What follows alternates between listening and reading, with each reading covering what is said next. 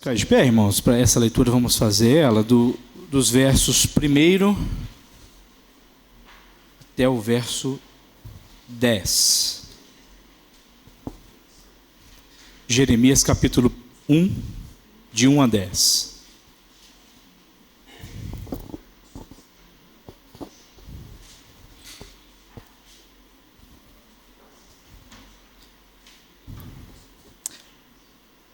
As palavras de Jeremias, filho de Ilquias, um dos sacerdotes que estavam em Anatote, na terra de Benjamim. A ele veio a palavra do Senhor nos dias de Josias, filho de Amon e rei de Judá, no 13º do seu reinado, e também nos dias de Jeoaquim, filho de Josias, rei de Judá, até o dia do ano 10º de Zedequias, filho de Josias, rei de Judá, e ainda até o 5º mês do exílio de Jerusalém. A mim me veio, pois, a palavra do Senhor, dizendo: antes que eu te formasse no ventre materno, eu te conheci. E antes que saísse da madre, te consagrei e te constituí profeta às nações. Então lhe disse eu: ah, Senhor Deus, eis que eu não sei falar, porque não passo de uma criança. Mas o Senhor me disse: não digas, não passo de uma criança, porque a todos a quem eu te enviar irás, e tudo quanto eu te mandar falarás. Não temas diante deles, porque eu sou contigo para te livrar, diz o Senhor. Depois estendeu o Senhor a mão, tocou-me na boca, e o Senhor me disse: eis que ponho na tua boca as minhas palavras. Olha que hoje te constituo sobre as nações e sobre os reinos, para arrancares e derribares, para destruíres e arruinares, e também para edificares e para plantares. Vamos orar, meus irmãos. Amado Deus, obrigado, Deus, por estarmos aqui, lendo a Tua Palavra, juntos, de forma a cultuar ao Senhor, que é o Todo-Poderoso. Ó Deus, apesar de mim, apesar de quem eu sou, Pai, fala, ó Pai, através da Tua Palavra, e que ela seja exposta de forma fiel a que de fato ela foi escrita. E que nos corações dos meus irmãos ela possa encontrar abrigo, morada, que eles possam entender, ó Pai, a vontade que o Senhor tem para cada um deles aqui neste lugar. É a oração que eu te faço e te peço que o Teu Espírito nos abençoe neste momento. Amém. Podem sentar, irmãos. Nós lemos aí um texto de Jeremias. Eu vou fazer um pequeno esboço, uma introdução, né, do que seria um contexto aqui que Jeremias se encontrava, né? Para a gente entender um pouco quem era Jeremias, né? E esse chamado que Deus faz a ele, né? Assim como diversos outros personagens na Bíblia, e assim como nós, né, que fomos chamados também, Jeremias teve ali um chamado especial, né? E a ideia que eu queria focar aqui, né, lembrando que este mês de setembro o nosso tema é ensino, né? É essa vocação que Deus nos dá para ensinarmos uns aos outros, né? Para que eu ensine aos irmãos e os irmãos também nos ensinem de um modo produtivo, que seja algo agradável, que possamos crescer de maneira junta, né? Que de fato uma planta não fique maior do que a outra, mas que elas vão crescendo, se apoiando e crescendo de forma uníssima, né? De forma igual, da mesma maneira. Aqui no contexto, Jeremias era um jovem, né? Assim como Josias é citado aqui, né? Rei de Judá. Jeremias vive um conceito com vários reis, né? A Bíblia cita aqui vários deles, e durante 40 anos Jeremias vem trazer palavras, né? Depois desse chamado aqui que Deus faz a ele, Deus a cada instante vem trazendo palavras de advertência ao povo, né? E o ministério de Jeremias não foi um ministério fácil, né? Se a gente pega, por exemplo, o João Batista, apesar de tudo aquilo que ele passou, né, e foi decapitado, mas ele levava a mensagem de esperança, de que o Filho de Deus havia se encarnado, estava ali entre o seu povo. Mas aqui não, Jeremias tinha uma mensagem dura para o povo, uma mensagem de que se o povo não ouvisse, ele seria disperso, né, ali por toda a região, ficaria em cativeiro e sofreria as consequências da sua desobediência, da sua idolatria. Então houve um chamado específico, né? E esse chamado não veio do próprio Jeremias, né? Hoje de manhã aqui na escola dominical, o nosso irmão Fagner falou um pouco de Ellen White, nem conhecia a cidadã, né? Mas o fato é que ela criou ali uma religião a partir dela mesma, né? Ela se auto-intitulando a mensageira do Espírito de Deus, né? E Jeremias não. Jeremias, ele de fato teve um chamado de Deus e falava não em seu nome, mas sim no nome do próprio Deus. E essa vocação, ela é uma vocação sublime, irmãos. Deus, quando nos vocaciona, né, seja para o ministério do ensino, da música, da diaconia, da ajuda, da hospitalidade, Deus de fato nos dá algo sublime, algo diferente do que qualquer pessoa possa receber, porque é algo divino, de fato, é algo que vem do sopro de Deus, vem da boca de Deus, vem do Espírito que habita em nós, e nós de forma crente, né, de forma a aceitar essa responsabilidade, nos dispomos a servir a Deus. Lá no Salmo 65, verso 4, diz assim: bem-aventurado aquele a quem escolhes e aproximas de ti. Então Deus vocaciona, e Ele vocaciona para um cumprimento do seu perfeito desígnio, né? Deus tinha um propósito claro ali para a vida de Jeremias, assim como tem para cada um de nós. Deus não dá uma vocação pelo simples fato de concedê-la, Ele tem um propósito nisso. Muitas vezes pode não ser claro para nós, mas ali para Ele tem um propósito.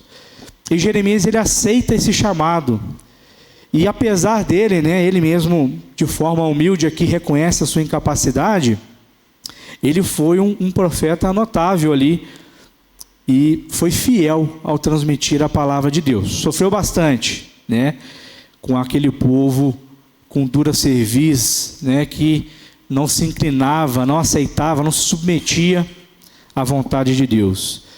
E ele viu, além dele estar, né, pregado durante esses 40 anos, ele viu o cumprimento, né, o início do cumprimento das suas promessas, né? E olha que interessante, irmãos. Naquela época, no norte, vinha chegando os assírios. Do sul, tinha ali os faraós, né, o Egito. E ao leste, a Babilônia, que ainda não era tão poderosa, mas ela era emergente e vinha surgindo ali também em volta daquele povo. Então, assim,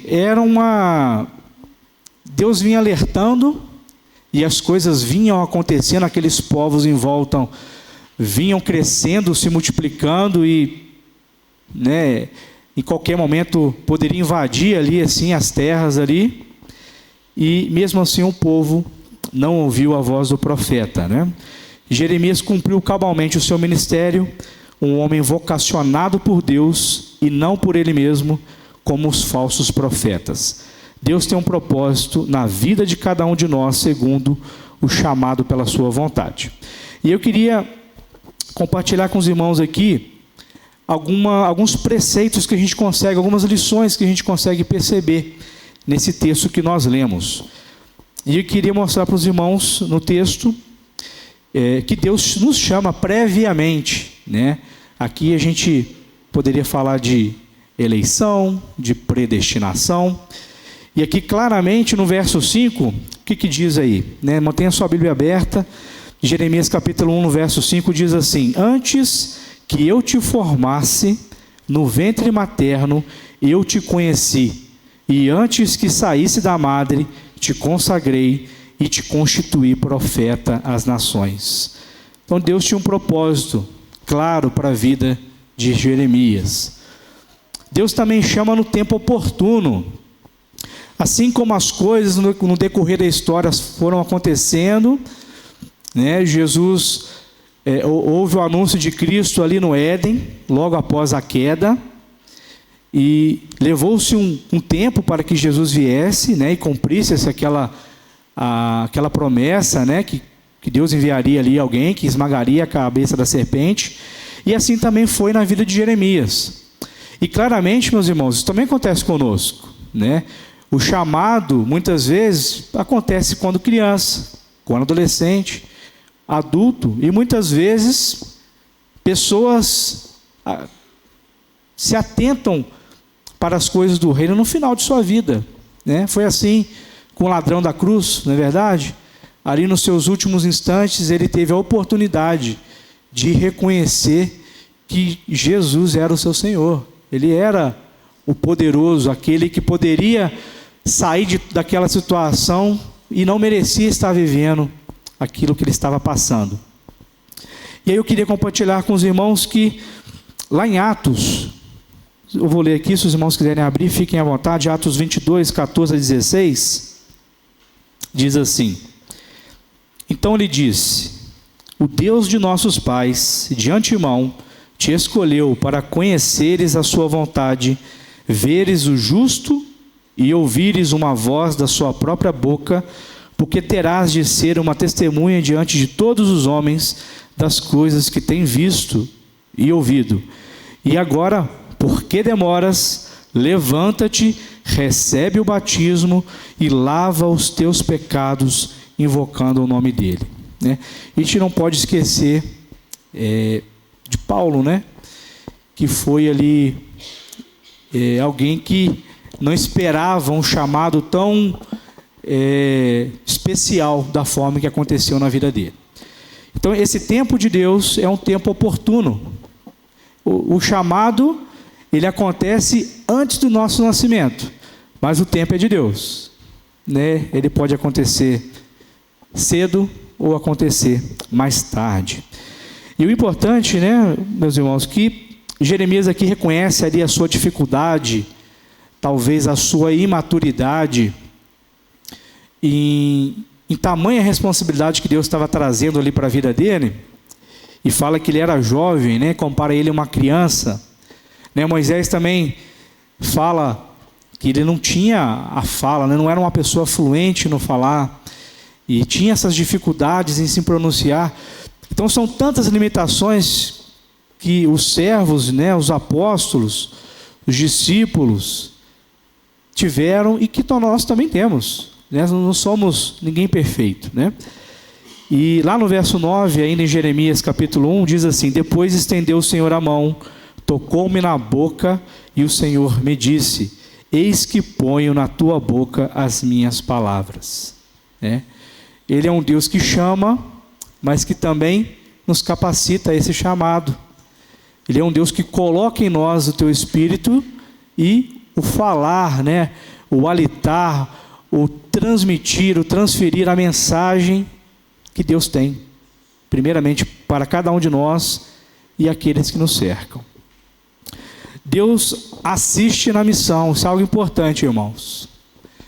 Eu vou compartilhar com os irmãos aqui. Jeremias passou por momentos de muita dor, de muita tristeza. Não era fácil falar ao povo, tamanho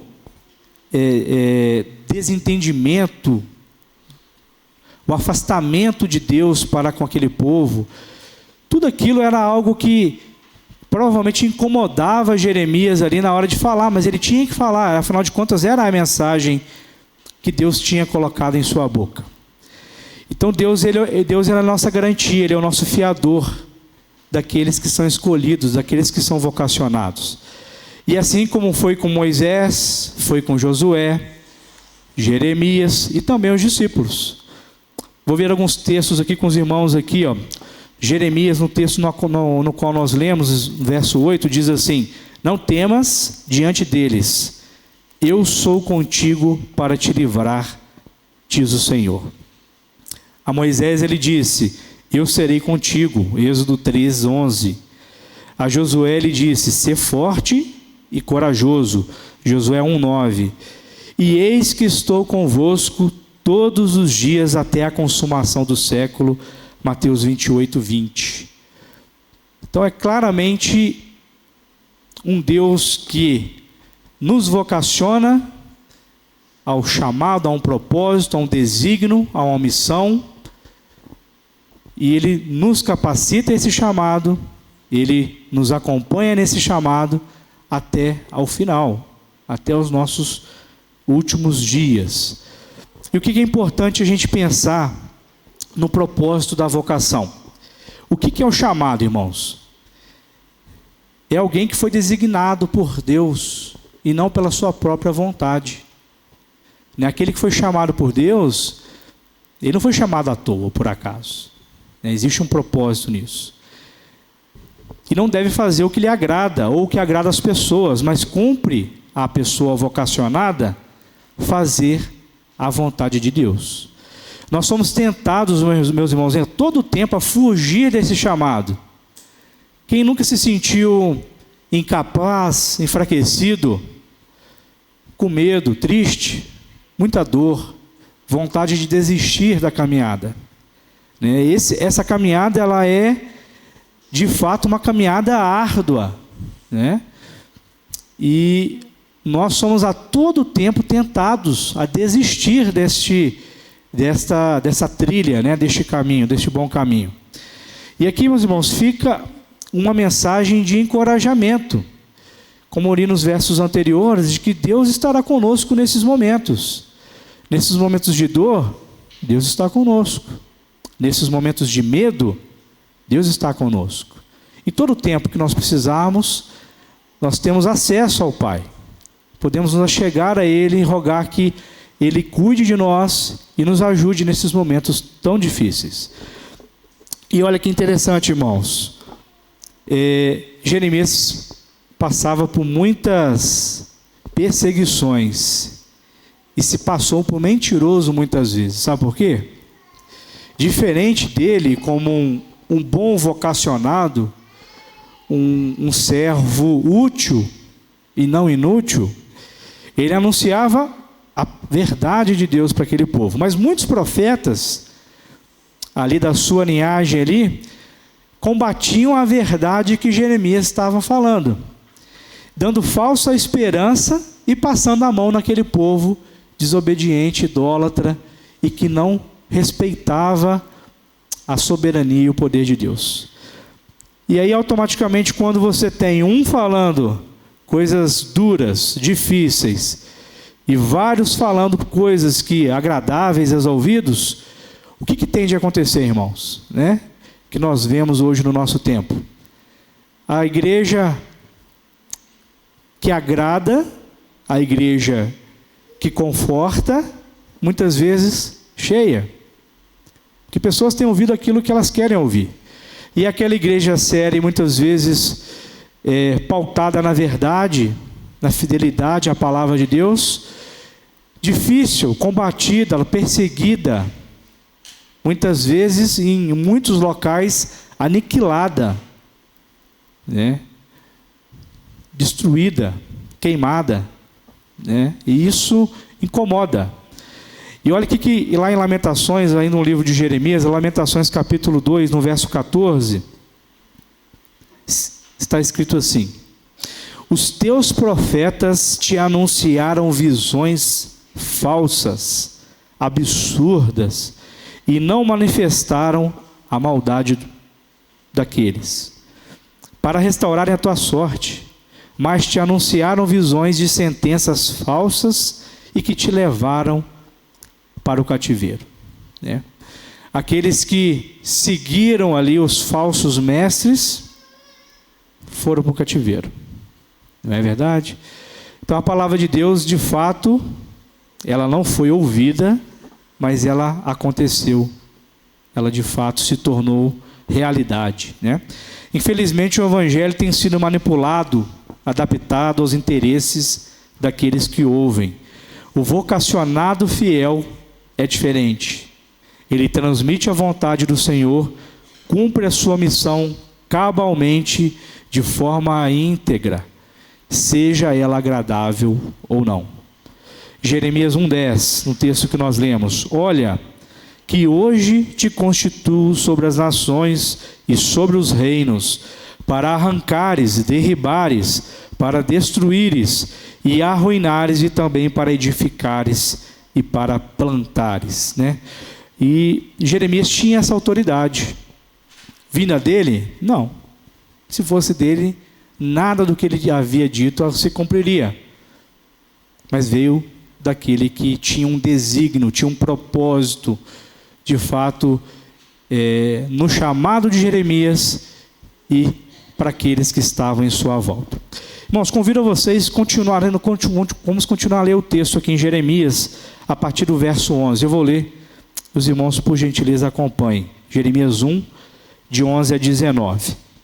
Diz assim: veio ainda a palavra do Senhor dizendo: que vês tu, Jeremias? Jeremias responde: vejo uma vara de amendoeira. Disse-me o Senhor: viste bem, porque eu velo sobre a minha palavra para a cumprir. Outra vez me veio a palavra do Senhor dizendo: o que vês? Jeremias responde: vejo uma panela ao fogo, cuja boca se inclina do norte. E disse-me o Senhor: do norte se derramará o mal sobre todos os habitantes da terra, pois eis que convoco todas as tribos do reino do norte, diz o Senhor, e virão, e cada reino porá o seu trono à entrada das portas de Jerusalém, atrás da porta de Jerusalém, e contra todos os seus muros em redor, e contra todas as cidades de Judá. Pronunciarei contra os moradores destes e as minhas sentenças por causa de todas as malícias deles, pois me deixaram a mim e queimaram incenso a deuses estranhos, adoraram as obras das suas próprias mãos. Tu, pois, cinge os lombos, dispõe-te e dize-lhes tudo quanto eu te mandar. Não te espantes diante deles, para que eu não te infunda espanto na tua presença. Eis que hoje te ponho por cidade fortificada, por coluna de ferro e por muros de bronze, contra todo o país e contra os reis de Judá, contra os seus príncipes, contra os seus sacerdotes e contra o povo. Pelejarão contra ti, mas não prevalecerão, porque eu sou contigo, diz o Senhor, para te livrar. O exercício da vocação, e aqui a gente percebe o decorrer ali da vida e do relacionamento que Jeremias tinha com Deus. E aqui, não sei se os irmãos também perceberam isso, era um relacionamento próximo, de alguém que conversa com um amigo, que quer saber, que quer dar a sua visão, e Deus coloca ali algumas perguntas ali para Jeremias, e a gente percebe que há uma sintonia entre a resposta de Jeremias e a vontade de Deus, ou quem Deus é. E olha que interessante, meus irmãos, o versículo 11 e 12, onde fala aqui da visão da vara da amendoeira, ela aponta exatamente para o cumprir da palavra, né? O que era a amendoeira? O que ela que era a época? Os botões da amendoeira diziam que era o momento da primavera, que estava para chegar. E, para quem já viu ali uma árvore, né? Às vezes eu converso com meu sogro, e às vezes tem pessoas que acreditam que a água vem da torneira, né? E não do rio, que está longe da gente. Tem pessoas que muitas vezes acreditam que a carne ela já vem embaladinha ali, né? Igual no supermercado. Você não precisa ir lá e matar o animal. E aqui o que acontece para quem faz parte do campo, né? Normalmente quando um botão se abre ali numa árvore, num pé de, vamos colocar aqui, de laranja, de abuticaba e tantas outras frutas, quando o botão abre, o que normalmente a gente espera depois? O desabrochar e o frutificar. E Jeremias vê claramente isso. Falou assim: olha, o que está acontecendo aqui é que a primavera está chegando, né? Vai desabrochar, vai frutificar aqui a amendoeira. E aí Deus responde a ele: vê-lo sobre a minha palavra para cumprir, no verso 12. Então, claramente, da mesma forma que aquela amendoeira estava mostrando o tempo de frutificar, Deus fala que a palavra dele, da mesma forma que ele havia dito, brevemente se cumpriria.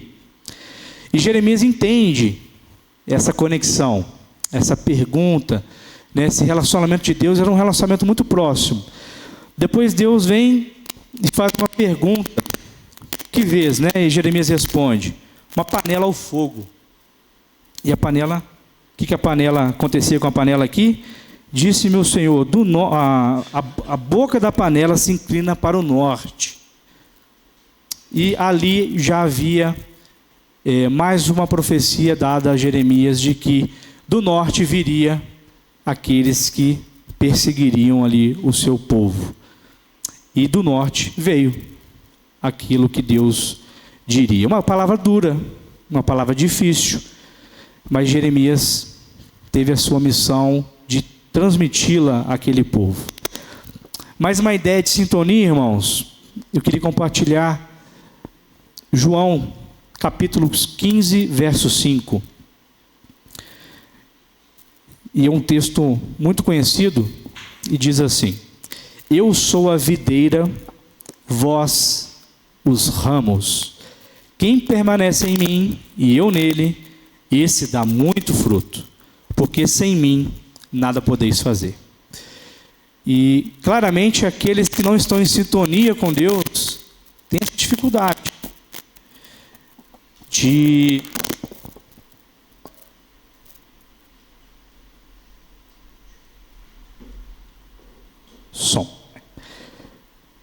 Aqueles que não estão em sintonia com Deus têm dificuldade de manter esse relacionamento firme, um relacionamento de modo digno, de conversar, de maturidade, de um para com o outro, de Deus com seus servos, e na presença dele nos deleitarmos daquilo que ele tem para nós, seja as coisas boas de Deus para nós, que tudo são, mas também as mensagens duras e difíceis.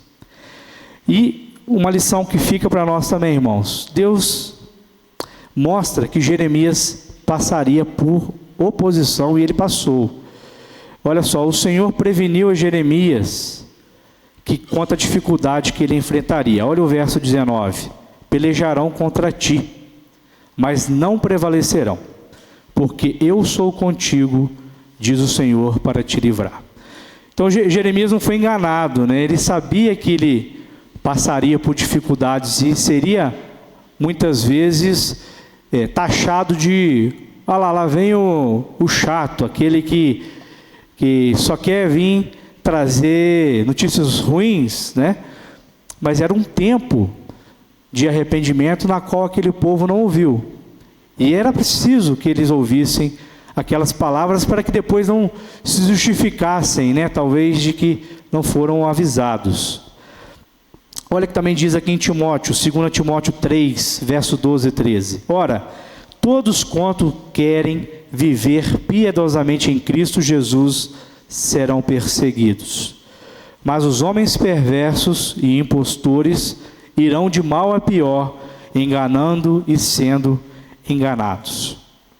Meus irmãos, concluindo a mensagem nessa noite, o fato é que, da mesma forma que Jeremias reconhece que não era capaz, não era fluente, ele não tinha autoridade no seu falar, isso demonstra que ele era uma pessoa, de certa forma, humilde, ou muitas vezes insegura. Mas ele acreditou nas palavras que Deus tinha para ele, que Deus garantiria que a missão dele, que a vocação dele fosse de fato um sucesso. Não porque Jeremias era alguém importante ou tinha habilidades especiais para o fazer. Não. Não foi isso que Jeremias entendeu, e não foi dessa forma que Jeremias cumpriu a sua vocação, mas ele cumpriu no tocar de Deus na sua boca, dando a ele a mensagem, a verdadeira mensagem, a boa mensagem, aquela de fato mensagem que deve ser anunciada, que é a vontade de Deus. Aqueles que têm a mensagem para entregar de Deus não devem ter medo do homem. Meus irmãos, o que o homem pode fazer contra nós? Nos prender? O que um homem pode fazer contra nós? Nos agredir verbalmente, fisicamente? Nos perseguir? Ou no mais trágico ali da situação, nos matar? É verdade? Eu posso sair aqui do culto e de repente acontecer algo e não estar mais presente aqui. Mas o fato é que Deus tem o poder tanto de tirar a vida e a alma. O homem não. Ele no máximo consegue nos tirar a nossa vida. E o que fica de lição para nós aqui, meus irmãos? Qual é de fato o mais sábio ou o mais inteligente? O agradar a homens ou agradar ao Senhor? Para mim a resposta é clara, né? Ao Senhor, a Deus. Mas se eu estiver sendo perseguido, as situações são difíceis, e a minha família está sendo também torturada. E aí, meus irmãos? São situações difíceis, não é verdade? Quantas pessoas, quantos missionários, quantos daqueles que vão para longe da sua terra, passam dificuldades, necessidades, com ele e sua família, mas estão ali cumprindo a vontade e a vocação que Deus deu, o chamado que Deus deu a cada um deles. Deus não só colocou o conhecimento na nossa mente, mas também nos deu a palavra no nosso coração, através do seu Espírito Santo, que nos ensina a todo instante. E para finalizar, irmãos, gostaria de pedir aos irmãos que abrissem comigo em 1 Coríntios, capítulo 2, de 12 a 16. 1 Coríntios 2, 12 a 16. Mesmo sentados, irmãos, vamos ler juntos esse texto. 1 Coríntios 2, 12 a 16. Diz assim: Ora, nós não temos recebido o Espírito do mundo, e sim